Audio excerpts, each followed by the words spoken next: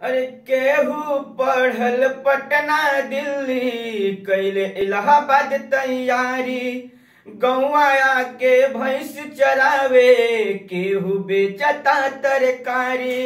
अब देशवा के ऐसन बुरा हाल हो गइल, गवर्नमेंट नौकरिये से भैया व्यापार हो गइल।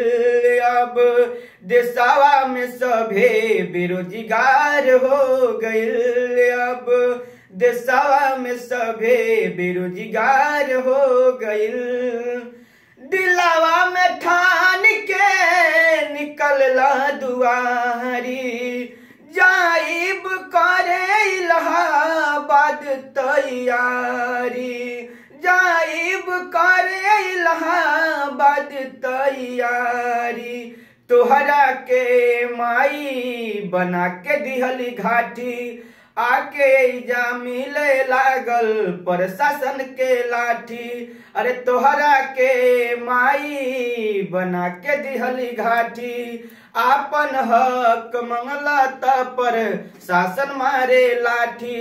सारा माई के घाटी बेकार हो गइल, गवर्नमेंट नौकरिये से भैया व्यापार हो गइल। अब देशवा में सभे बेरोजगार हो गइल।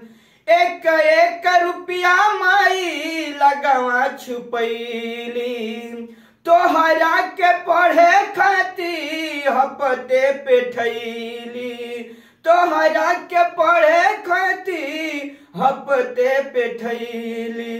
बबुआ हमार पढ़ लिख के बढ़िया अधिकारी, घर परिवार के संभलिए जिम्मेदारी।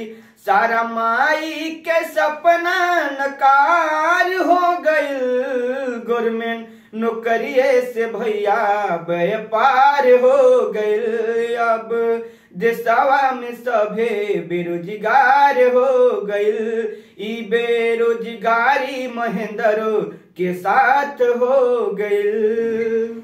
वाह भाई, वाह वाह वाह वाह।